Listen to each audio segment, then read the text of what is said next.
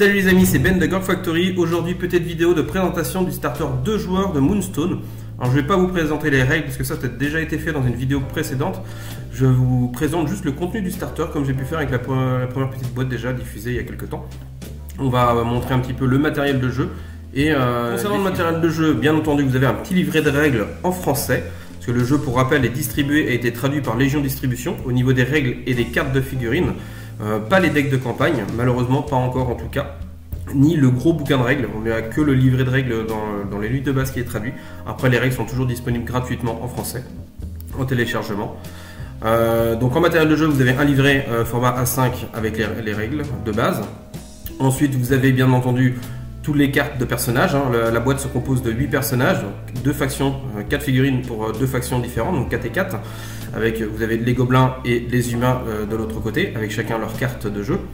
Vous avez également toutes les cartes de combat, donc, qui vont servir pour les combats de corps à corps. Vous avez des cartes de magie, c'est les cartes qui vont servir pour lancer des pouvoirs, capacité spéciale en fait de vos figurines. Et vous avez les petits tokens pour les petits marqueurs, une petite planche de marqueurs pour les points d'énergie. Pour finir, vous avez bien entendu les dés qui vont servir pour le jeu. Alors très peu de dés parce que c'est un jeu, pour rappel, qui ne se joue quasiment sans aucun lancer de dés, à part l'initiative au début de chaque tour, c'est tout. Les dés, ça va être des dés à 4 faces qui vont vous servir pour les points d'objectif.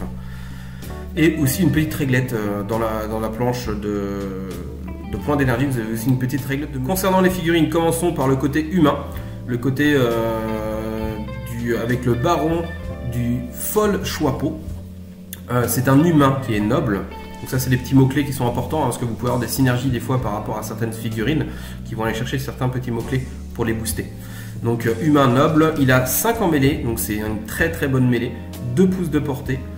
En arcane, il a 3 en arcane et 0 en esquive. Donc c'est un bon combattant, parce qu'il a quand même 5 de mêlée, c'est pas rien. Pour rappel, quand vous allez vous combattre, vous allez tirer autant de cartes que de votre caractéristique de mêlée, plus 2 cartes si jamais vous êtes à l'initiative du combat, que c'est vous qui avez engagé le combat. Donc là, le petit pépère, quand il engage, il a 7 cartes, c'est énorme.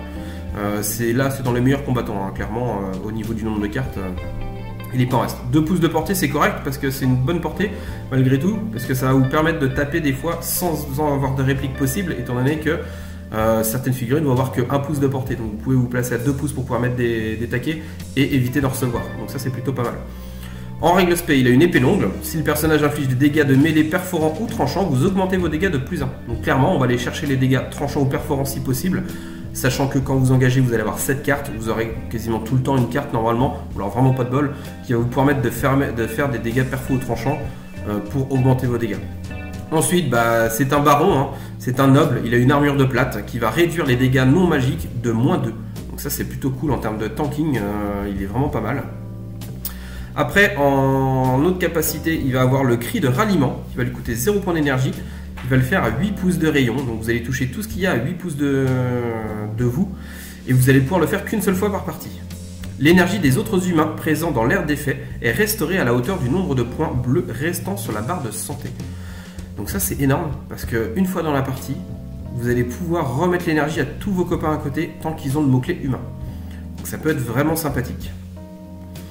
Rechargement, tir de pistolet pour 2. La capacité nommée est à nouveau utilisable. Rechargement ne peut être utilisé tant que ce personnage est engagé. Donc ça c'est un truc que vous ne pouvez pas faire au corps à corps, quand vous êtes engagé au corps à corps. Ça va tout simplement pour 2 points d'énergie vous permettre de recharger votre pistolet. En capacité arcanique, il a donc un tir de pistolet qui va lui coûter 1 point d'énergie. Il va pouvoir faire un tir à 8 pouces, une fois par partie, jusqu'à ce qu'il recharge. C'est-à-dire qu'il ne bat qu'une seule balle dans son pistolet. Et après il va falloir qu'il recharge pour pouvoir faire à nouveau son tir.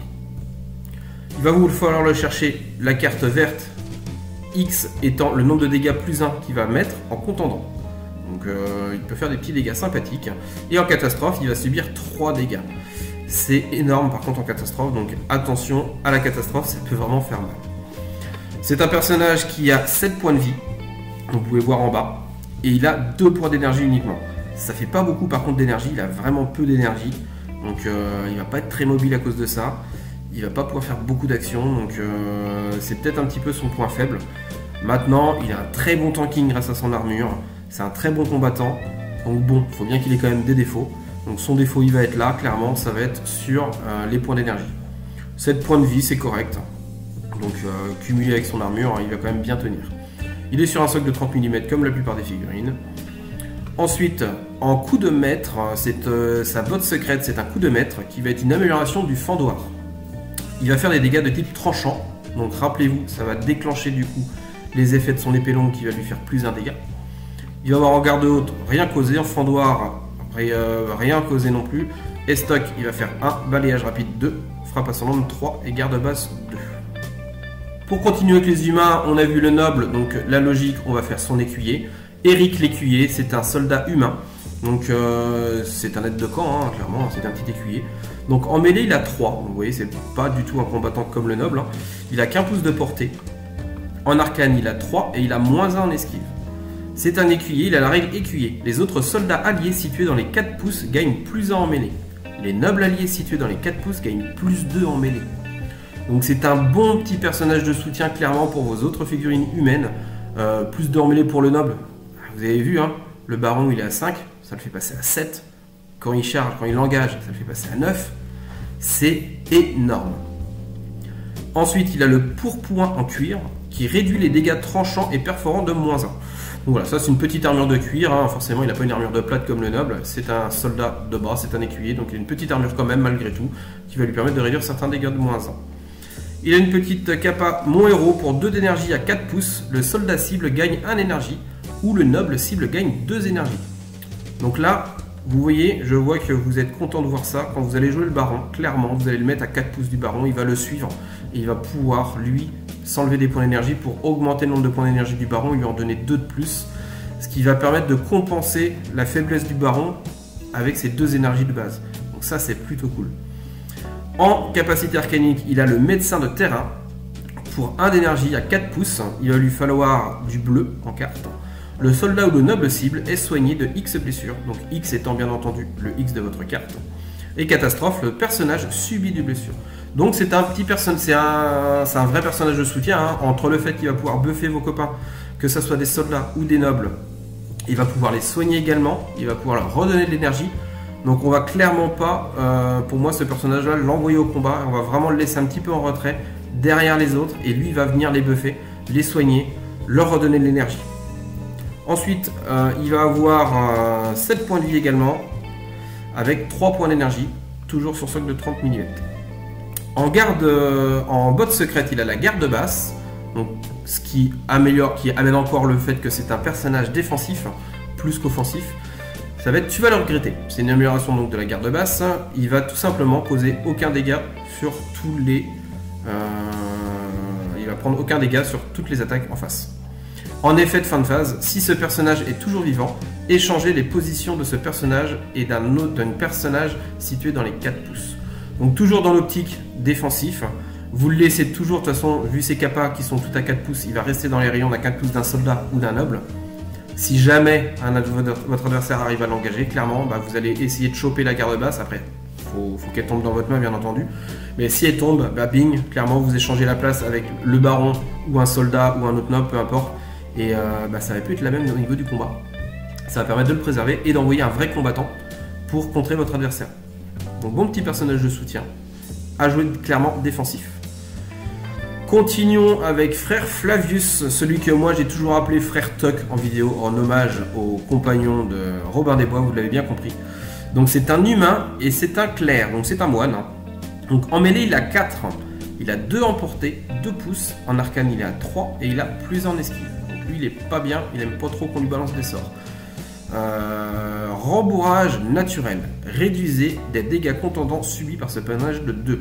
Alors lui il a pas d'armure en fait, c'est plutôt parce qu'il est un petit peu pâteau le petit gars.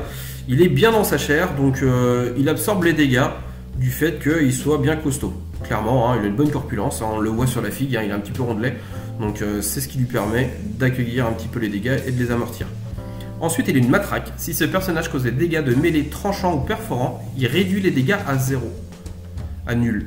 Si ces dégâts sont de type contendant, augmentez les dégâts de +1. C'est complètement logique, il a une grosse masse, les masses ça fait des dégâts contendants, c'est pas une épée qui va faire des dégâts tranchants, donc, ou une hache, donc c'est complètement logique. Cette règle là, voilà, est très très logique par rapport à son équipement et à sa figurine. Ensuite il a l'intervention divine, et oui c'est un moine, Quand un ennemi cible ce personnage avec une compétence arcanique, ou qu'un ennemi utilise une compétence arcanique à 4 pouces ou moins de ce personnage, si votre main de défense inclut au moins 2 cartes catastrophes, vous pouvez les révéler pour annuler les compétences utilisées et infliger le résultat catastrophe de cette compétence au personnage actif. Ça peut être très fort. Alors, faut que les 2 cartes de catastrophe tombent, mais si ça tombe, votre adversaire va pas aimer la blague. Vous annulez cash son arcane et vous lui faites sa catastrophe directe. C'est juste énorme, il a même pas besoin de faire le bluff, rien, il va se le prendre dans la tronche. Donc ça peut être très fort. Après, il faut être très près. 4 pouces, c'est vraiment pas une grosse portée, mais bon. Les compétences, en général, elles n'ont pas des grosses portées, donc ça peut bien le faire. Ensuite, il est rancunier. Quand ce personnage cause au moins une blessure à un ennemi, il soigne une blessure. Donc ça c'est cool. Si vous arrivez à mettre des dégâts, ben vous allez vous soigner. Ensuite, en capacité arcanique, il a le soin à 2 d'énergie à 8 pouces. Donc c'est encore un soigneur. C'est un prêtre, c'est un mec du clergé, donc c'est cohérent. Il va falloir aller chercher le bleu. La cible est soignée de X+1. Catastrophe, il subit 2 blessures. Donc c'est clairement la même capa que le petit écuyer vu précédemment. Donc ça vous fait un deuxième soigneur. Donc vous voyez, hein, on a quand même 2 personnages de soutien déjà dans le starter. Donc votre noble et le personnage qui va venir derrière vont pouvoir vraiment aller devant, aller s'exposer, parce qu'ils pourront être soignés et buffés par les 2 copains qui sont derrière. En termes de points de vie et d'énergie, il a 9 points de vie. Donc ça commence à faire pas mal. Et il a que 3 énergies. 3 d'énergie, on est dans la norme. Hein. Bon, c'est pas énorme, on pourra apprécier avoir plus. Maintenant, 3, c'est la norme. En botte secrète, il a le balayage rapide, une bonne grosse fessée.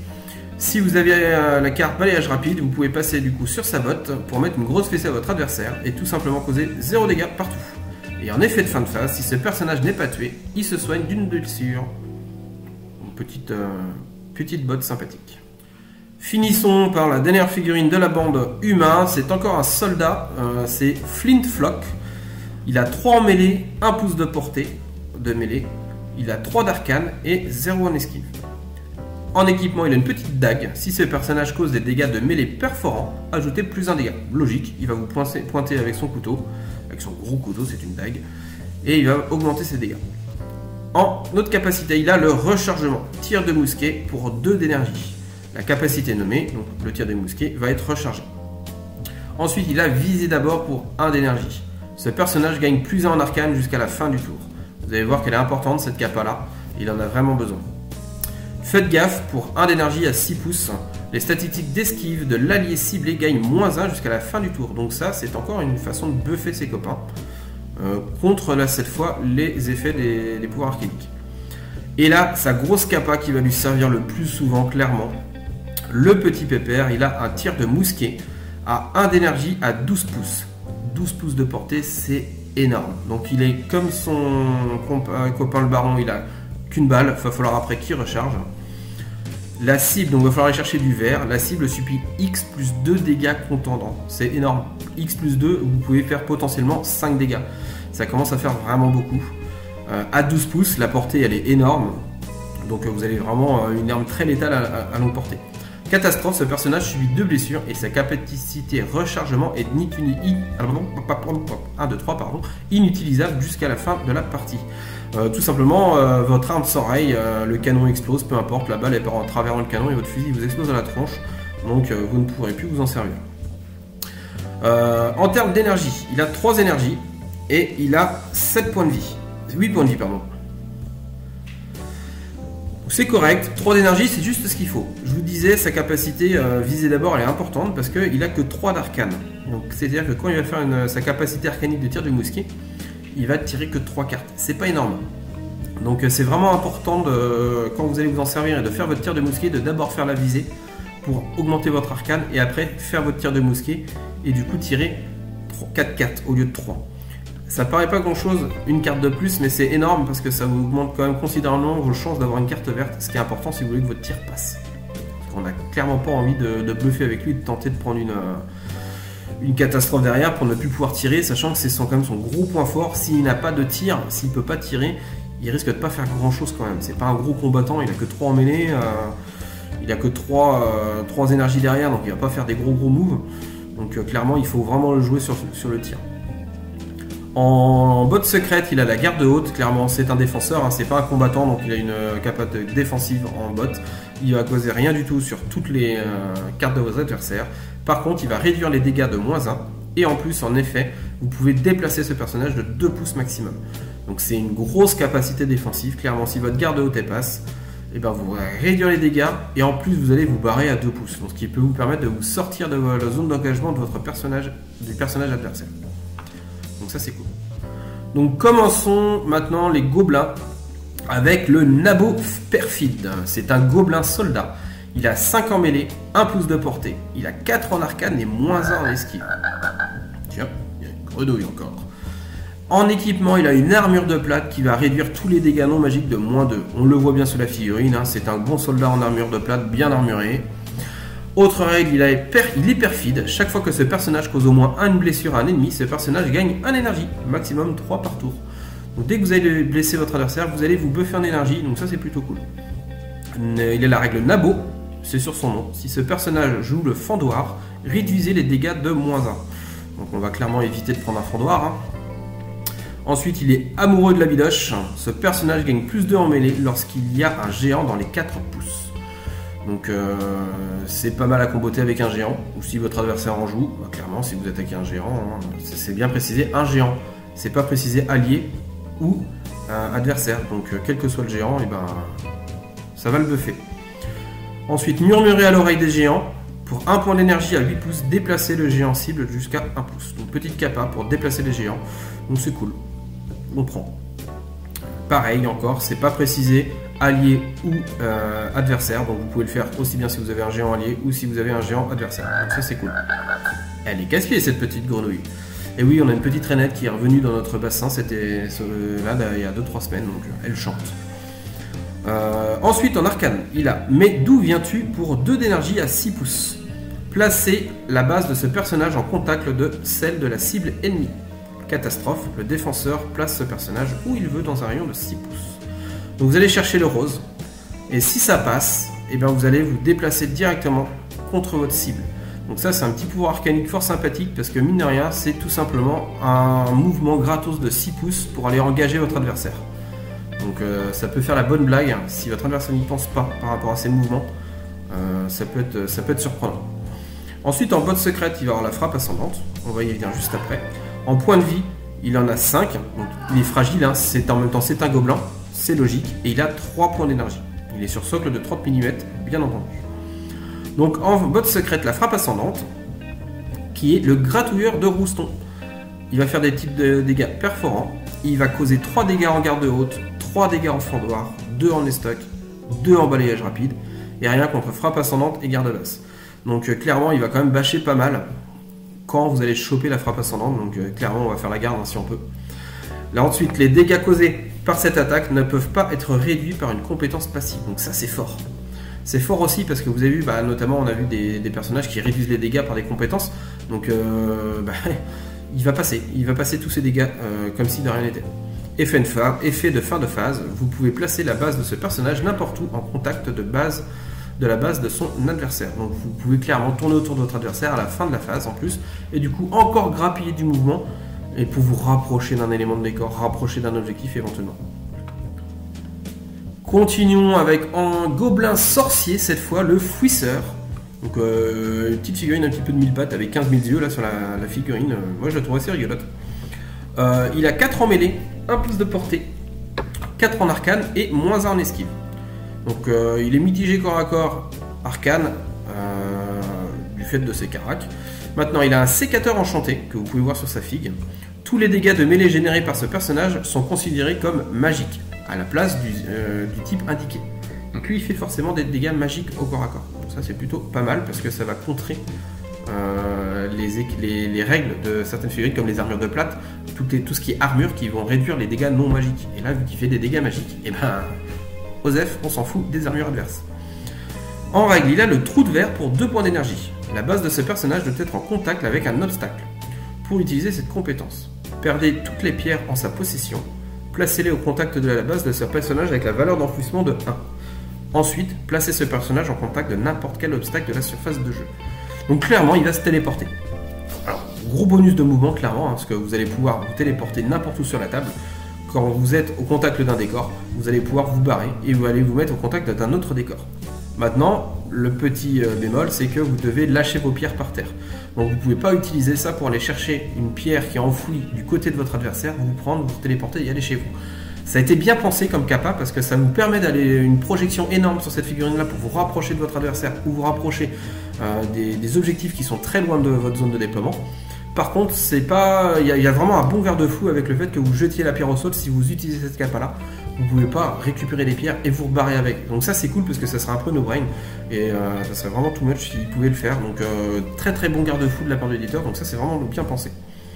Ensuite en arcane, il a le pulvérisateur pour 2 énergies à 2 pouces, donc très très court en portée. Il va utiliser à X le bleu, les cartes bleues, et il va mettre X dégâts magiques. En catastrophe, il va subir 2 blessures. En nombre de points de vie et en points d'énergie. Donc là, on est pas mal. Il a quand même 7 points de vie et 4 points d'énergie. Donc on est plutôt correct, même très très correct hein, sur une petite figurine comme ça. Il est toujours sur une base de 30 mm comme ses congénères. En botte secrète, il a la frappe ascendante, la faim insatiable. Ça va faire des dégâts magiques. Il va faire une garde haute à 2 dégâts, fendoir à 3 et stock à 3, balayage rapide à 2, frappe ascendante à 1 et garde basse à rien du tout. Donc là on a quand même des dégâts plutôt corrects sur à peu près toutes les cartes possibles. Donc là si vous avez au corps à corps avec lui et que vous chopez votre botte secrète, vous êtes quasiment assuré de faire des dégâts, sauf si votre adversaire sort la garde basse. En effet de phase, si l'adversaire est tué et que ce personnage n'a pas été tué, ce personnage recouvre toute sa santé et toute son énergie. Donc si vous survivez à un combat et que vous arrivez à one-shot votre adversaire, enfin, en tout cas à le tuer, et ben vous vous soignez complètement. Donc ça c'est plutôt cool. C'est même assez cool. Continuons avec Bobby le Becteux. Clairement c'est le pervers. Hein. On le tous là, il a sa cape ouverte comme ça là. Et en fait c'est pas du tout pour ça parce qu'il a plein de matos dans sa cape. Donc c'est un petit sorcier. Il est 2 en mêlée, 1 de portée. Donc clairement, on le voit bien, 2 en mêlée, c'est pas un combattant. Par contre, 5 en arcane et 1 en esquive, moins 1 en esquive. Donc on voit bien que c'est un sorcier. Faiblesse, réduisez tous les dégâts de mêlée causés par ce personnage de moins 1. Les actions de récolte de personnage coûtent 1 énergie supplémentaire. On le voit bien, hein, voilà. Il fait moins 1 dégât, il a 2 cartes seulement en mêlée. C'est clairement pas un combattant, lui il faut pas l'envoyer au combat. Et la récolte est plus compliquée pour lui en plus. Donc ça va être un vrai perso de soutien et de distance avec ses sorts. Résistance magique, réduisez tous les dégâts magiques de moins 1. Voilà, encore, c'est logique, c'est un sorcier, donc il va faire des interférences magiques, il va faire qu'il va réduire les dégâts magiques qu'il va subir. C'est complètement cohérent avec le personnage. Ensuite, je suis désolé, mais je vais me prendre plein de poils parce que j'ai mon chat qui est juste là. Vous le voyez pas, mais voilà. Et petit pépère, c'est la période de mue, hein, on est au printemps. Avec les champs d'Ora, ça perd plein de poils. Donc revenons à nos moutons. Arrière, en capacité pour 1 d'énergie à 2 pouces de rayon. Une fois par tour uniquement, tous les autres personnages dans l'aire d'effet sont repoussés de 1 pouce en ligne droite. Donc ça c'est plutôt un bon sort défensif, hein. On le voit bien que c'est pas un combattant, donc ça va permettre si votre adversaire s'avance de trop près, et pas vous le reculer. Dégazage à 2 pouces avec 2 d'énergie, 2 pouces de rayon. Tous les personnages dans l'aire d'effet subissent 2 dégâts magiques. Bah, on peut le comparer, hein, le mec il lâche une grosse perle bien puante et puis il va foutre 2 dégâts magiques à tout ce qu'il y a dans les 2 pouces. Attention, c'est tous les personnages dans l'aire d'effet subissent 2 dégâts. Donc il est forcément dans son propre aire d'effet, donc lui aussi et vos potes aussi vont le faire, vont les prendre. Donc attention à comment on utilise cette capa là.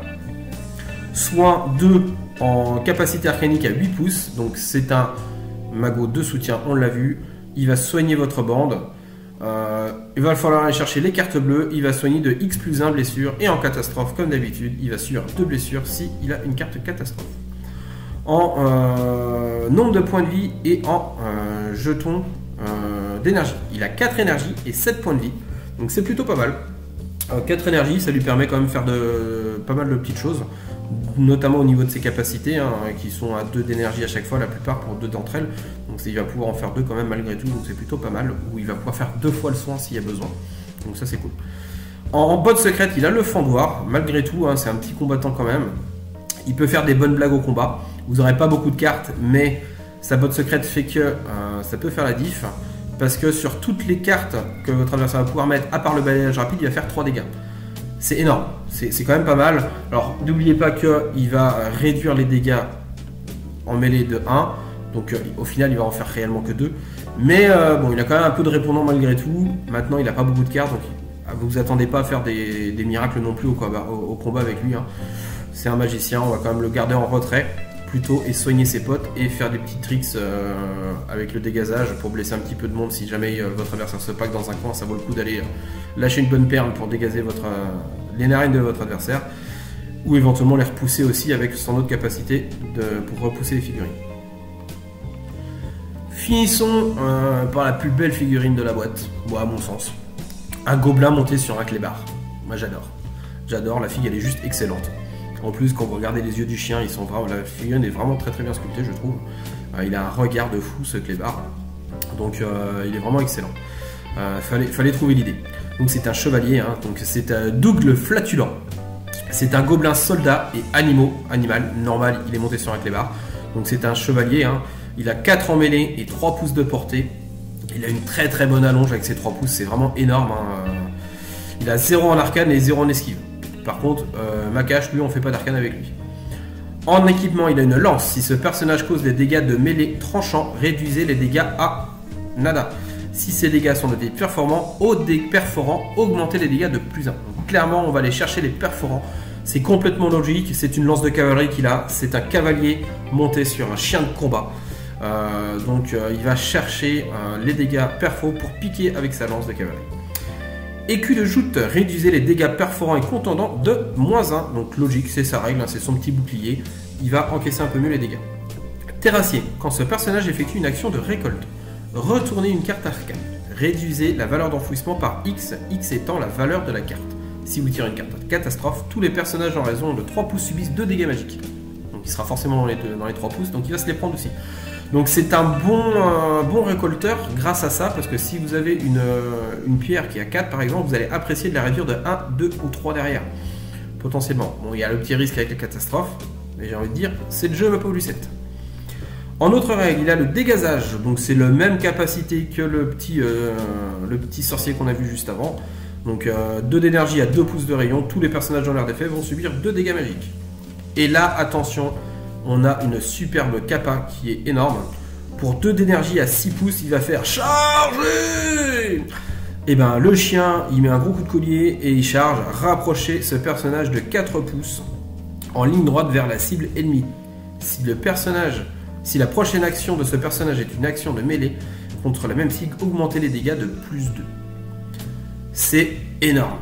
C'est énorme. C'est juste énorme. Vous allez bouger gratos de 4 pouces. Donc imaginez, vous le faites sur lui-même. Il a un engagement de 3 pouces. Donc vous faites un mouvement gratos de 4 pouces et vous engagez à 3 pouces et vous faites +2 dégâts. Si vous chopez une carte perfo, vous allez augmenter encore de +1. Donc vous allez avoir +3 sur vos dégâts. C'est énorme. C'est un gros basher. Moi, à chaque fois que je m'en suis servi, c'était perso one-shot. Hein. J'ai souvent one-shoté mon adversaire avec. Lui, il fait pas dans la dentelle. Il peut faire rire avec son clébard, mais au final, quand on voit ses capas et ses caracs, il fait moins rire tout de suite. En points de vie et en arcane, en points d'énergie, pardon, il a 4 points d'énergie et 8 points de vie. Donc on est plutôt pas mal. Il a un bon tanking avec ses points de vie. Il a son petit bouclier pour le protéger un petit peu. Bon petit personnage. Il a une base de 40, donc il est un peu plus gros, donc attention au niveau de la manœuvrabilité, forcément, un peu moins facile à passer dans les petits trous de souris.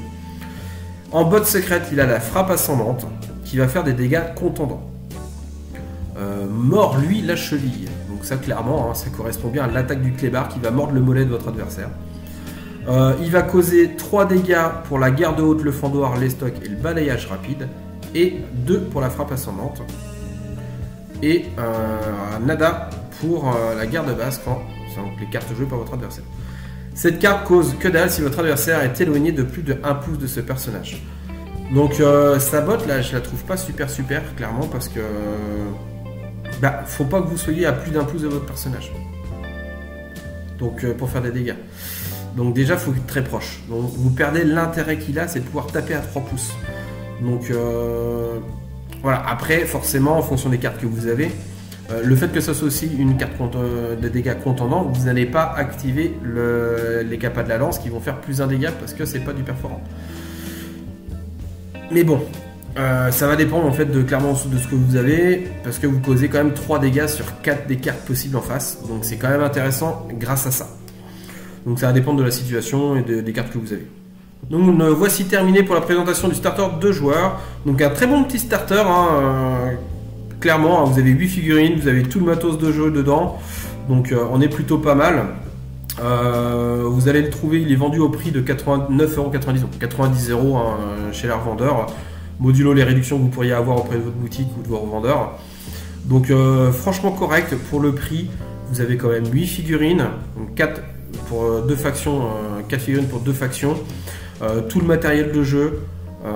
Clairement, je vais pas dire un incontournable parce que si vous ne voulez pas jouer ces factions là, il va pas être intéressant forcément parce que vous aurez des figurines qui ne vous serviront pas. Maintenant, si vous comptez jouer gobelin, si vous comptez jouer humain, un très bon starter pour démarrer pour 80-90 € en fonction de la réduction que vous pouvez avoir. Vous allez avoir tout le matos de jeu et 8 figurines, donc clairement un très bon starter pour un prix vraiment raisonnable. Donc moi je vous inciterai fortement à aller dessus pour commencer, ne serait-ce que pour le matos de jeu, parce que si vous prenez après, si vous n'êtes pas intéressé par ces factions là, il y a débat forcément. Maintenant il va falloir prendre le matos de jeu séparément, ou alors après si vous l'imprimez, il y a moins débat parce que forcément ça va vous coûter que le papier. Donc, mais voilà, si vous voulez les cartes physiques, et ben, il est vraiment très bien parce que vous allez avoir tous les marqueurs, vous allez avoir la petite réglette, vous allez avoir les dés.